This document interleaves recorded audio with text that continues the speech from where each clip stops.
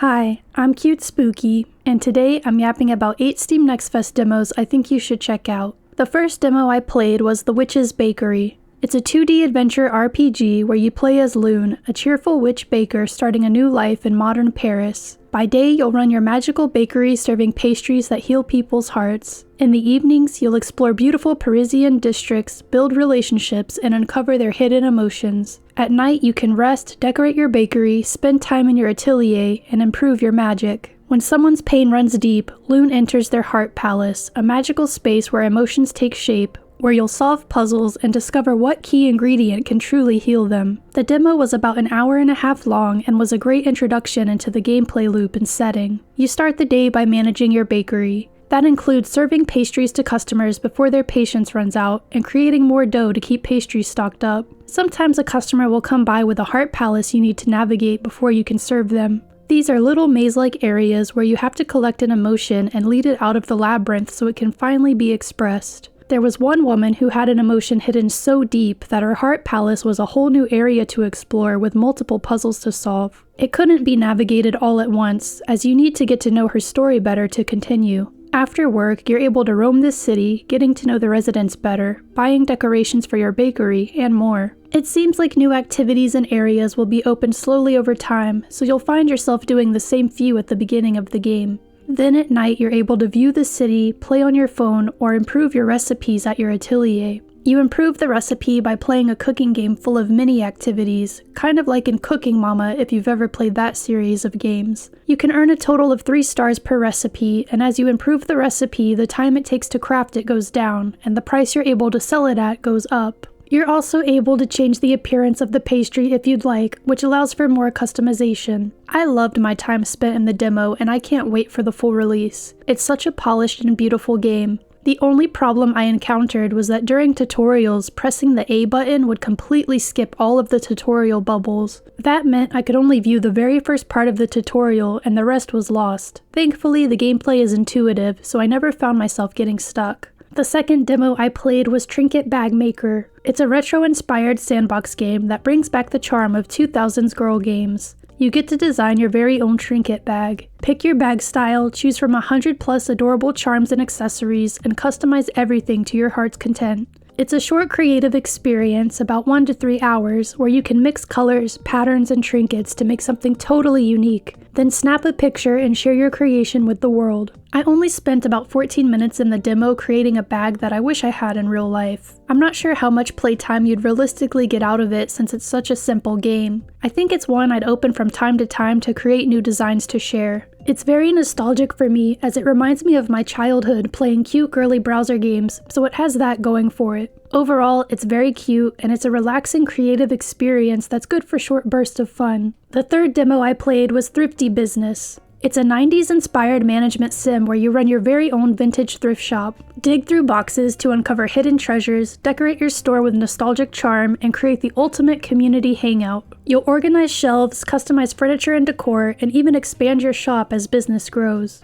Meet quirky locals, fulfill their requests, and host hobby events to make your store the heart of the neighborhood. There's 500+ items to add to your shelves, colorful 90s inspired visuals, and customization options for furniture, decorations, wallpaper, and flooring. What you won't find is min-maxing, setting item prices, or customers getting impatient. I spent 22 minutes in the demo and I enjoyed my time with it. You choose boxes of used items to purchase, organize them onto your shelves, and open up for the day. Customers will come by and pick items off the shelves and head over to the register. You don't get to choose how much items cost and there's no haggling or anything like that, so it's a very simple game loop. As customers shop, the store will get messy, so you'll need to click on the trash as the day goes on. I felt it was very easy to make money, so I don't think there will be any difficulty to the game at all, which is great if you're just wanting a chill experience. You can also expand your shop, buy more shelving and decorations, and set up events. Events don't really do anything special. I think they're just there to get to know some of your customers better. Sometimes customers will ask for specific items, and once you fulfill the request, you'll hear more of their story.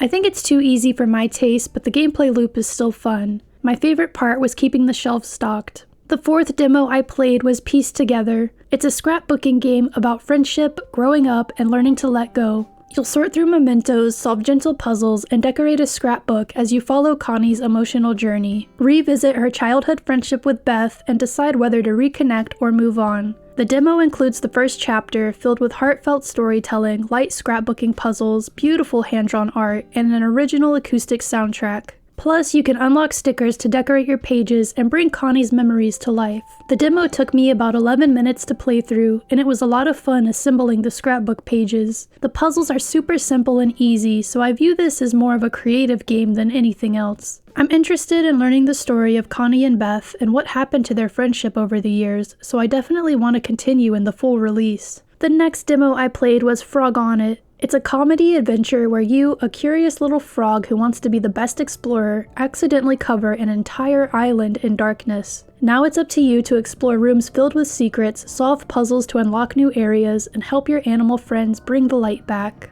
Expect 40+ minigames, fourth wall breaking humor, and even a dedicated ribbit button. I spent a little over 30 minutes in the demo, and I love the humor in the game. I was able to solve all of the puzzles and made it to the end of the demo, but some of them took a bit to get. You really have to explore every nook and cranny to find the objects you need to progress, as there are a lot of hidden areas. The art style is cute, and I love the little additions like the ribbit button, being able to dance with any character at the press of a button, and of course, the frog booty. The ribbit button was supposed to help you out by pointing you in the right direction of any missing items, but I don't think it worked very well for that. So that's something that could be improved. The sixth demo I played was Collector's Grove. It's a farming adventure set on the open seas. You'll sail to uncharted waters with your animal companion, grow crops on your floating farm, and explore new islands filled with rare plants and fish. There are no enemies, just peaceful exploration, crafting, and collecting as you fill out your collector's compendium and work toward becoming a named collector.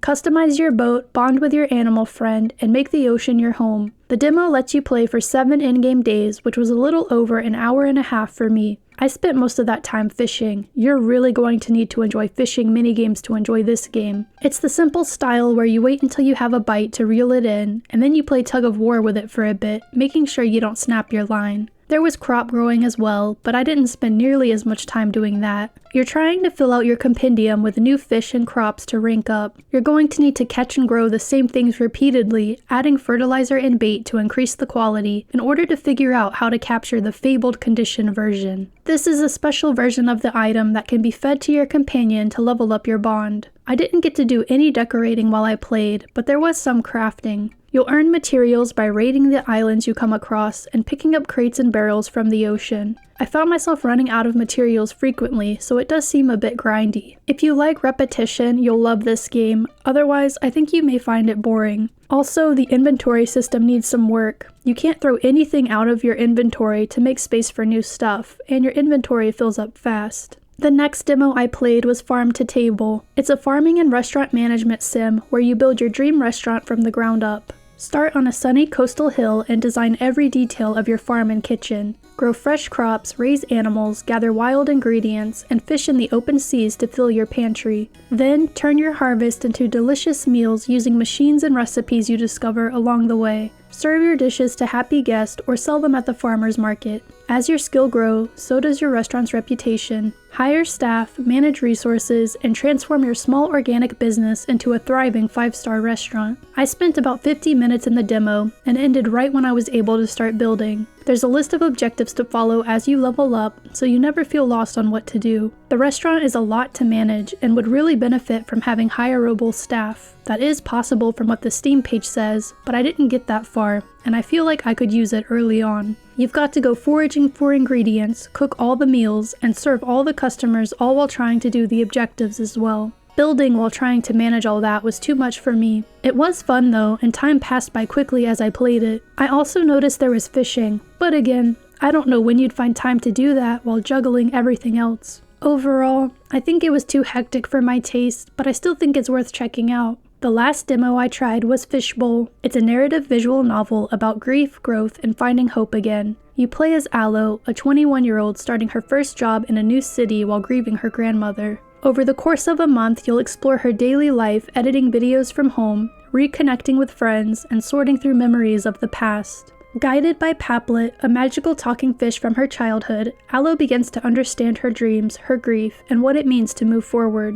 There are no bad endings, just different paths, and the choices you make shape her future. The demo was a little over 30 minutes long and lets you play through the prologue of the game. You spend your time doing little activities to take care of yourself, like washing clothes, staying hydrated, showering, and brushing your teeth. Activities that can seem overwhelming when you're depressed, but you know they're good for you. Some of the activities remain locked because Aloe isn't feeling up to them yet. As you take care of yourself, your mood improves and more options become available to you. Other than that, you'll be working as a video editor, sorting through belongings, and staying connected with family and friends. The game takes place during a time where you need to socially distance yourself, so staying connected will be important. Then there's the cute little fish in a bowl from her childhood that is able to talk to her. It lets her travel back into her happy memories with her grandma before she passed. It's an emotional game where you just do your best each day, and no matter what, as the game reminds you each night, you got through the day.